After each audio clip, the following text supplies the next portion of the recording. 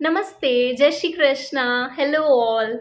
आज हम बात करेंगे कि हमें सूर्य को अर्घ्य क्यों देना चाहिए और हमारे जीवन में इसका क्या महत्व है।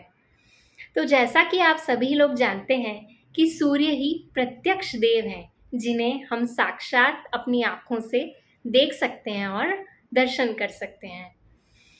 हमारा शरीर पंच तत्वों से मिलकर बना है, जैसे कि जल, अग्नि, आकाश, वायु और पृथ्वी। इनमें सूर्य की किरणें एक अपनी बहुत ही अहम भूमिका निभाती हैं। सूर्य को जल अर्पित करने से हम पूरे ब्रह्मांड की कॉस्मिक एनर्जी को अपने शरीर में कैद कर लेते हैं। कॉस्मिक एनर्जी यानी इलेक्ट्रोमैग्नेटिक एनर्जी जो पूरे यूनिवर्स में प्रेजेंट है, यानी पूरे वायुमंडल में फैली हुई है, जिसे हम विद्युत चुंबकीय ऊर्जा भी कहते हैं। सूर्य ही विटामिन D3 का एकमात्र नेचुरल सोर्स है, जिससे हमारी बॉडी का इम्यूनिटी लेवल बढ़ जाता है और एंजाइटी, डिप्रेशन सभी दूर होते हैं। सूर्य को जल अर्पित करने से कॉन्फिडेंस आता है, पॉजिटिविटी मिलती है, करियर ग्रोथ मिलती है, इंटेलेक्चुअल लेवल बढ़ता है, ओवरऑल पर्सनालिटी इम्प्रूव होती है। और जब आप किसी से बात करते हैं तो सामने वाला आपकी बात सुनना पसंद करता है, आपकी बातों में एक वज़न होता है और आपके फादर से रिलेशंस इम्प्रूव होते हैं।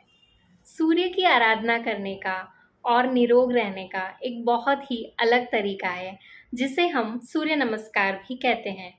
सूर्य नमस्कार में 12 आसन होते हैं। इन्हें करने से हमारी बॉडी में फ्लेक्सिबिलिटी आती है, सूर्य की उपासना भी हो जाती है और हमें सूर्य की किरणों में रहने का लाभ भी मिल जाता है। सूर्य को अर्घ्य देने का सर्वश्रेष्ठ समय सूर्योदय के 1 घंटे के अंदर ही माना गया है। ऐसा इसलिए क्योंकि इस समय सूर्य का तेज अत्यधिक गर्म नहीं होता और हम ज़्यादा देर तक सूर्य के सामने खड़े रह सकते हैं और उसका लाभ ले सकते हैं। लालिमा के साथ सूर्य को देखना अत्यंत ही सुंदर और प्राकृतिक लगता है। यह समय ध्यान के लिए भी अति उत्तम होता है। रिसर्च में यह पाया गया है कि सूर्य की किरणों से जो 7 रंग की पराबैंगनी किरणें निकलती हैं, जिन्हें हम विबग्योर भी कहते हैं, वे जब हमारे शरीर पर पड़ती हैं तो हमारे शरीर के कलर मिसबैलेंस को ठीक कर देती हैं। कलर थेरेपी भी कुछ इसी तरह वर्क करती है। हर रंग हमारे शरीर के विभिन्न अंगों का प्रतीक है, तो जिस भी कलर की कमी हो जाती है वही अंग अच्छे से काम करना बंद कर देता है। सूर्य को जल देने के लिए हमें एक तांबे का कलश लेना है। अब तांबे का ही क्यों लेना है? क्योंकि तांबा एक कंडक्टिव मटेरियल है, जिसमें इलेक्ट्रिसिटी बहुत अच्छे से फ्लो होती है। तो जब हम तांबे के लोटे में जल को रखते हैं तो पॉजिटिव एनर्जी फ्लो होती है।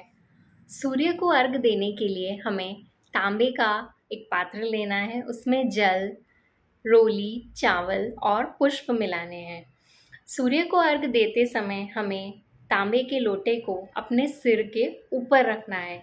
तो जब हम अर्घ्य दे रहे हैं तो हमें अर्घ्य देते समय उस जल में से सूर्य की किरणों को देखना है। तो जब आप ऐसा करेंगे तो उससे आपका कंसंट्रेशन पावर बढ़ेगा, आईसाइट इम्प्रूव होगी, डिसीजन पावर बढ़ेगी और कलर मिसबैलेंस भी ठीक हो जाएगा। सूर्य अर्घ्य देते समय हमें सूर्य भगवान के 12 नामों का उच्चारण करना चाहिए। आप गायत्री मंत्र भी बोल सकते हैं और सूर्य गायत्री मंत्र भी अति उत्तम है, जो कि इस प्रकार है: ओम आदित्याय विद्महे भास्कराय धीमहि तन्नो सूर्यः प्रचोदयात्। तो अब बताइए, सिर्फ सूर्य को अर्घ्य देने से और 5 से 10 मिनट सूर्य की किरणों में रहने से हमें इतने फ़ायदे हो सकते हैं, तो क्या हम अपनी बिज़ी लाइफ में से सिर्फ 5 मिनट भी नहीं निकाल सकते? निकाल सकते हैं ना।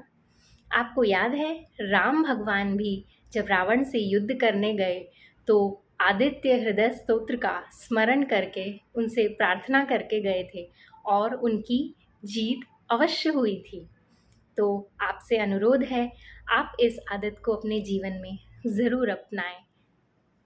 तो चलिए, आपको ये सब जानकारी कैसी लगी मुझे ज़रूर बताएं।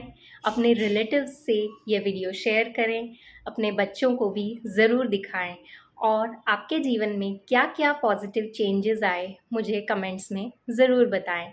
So please like and subscribe my YouTube video channel and stay tuned for my upcoming video. Bye bye.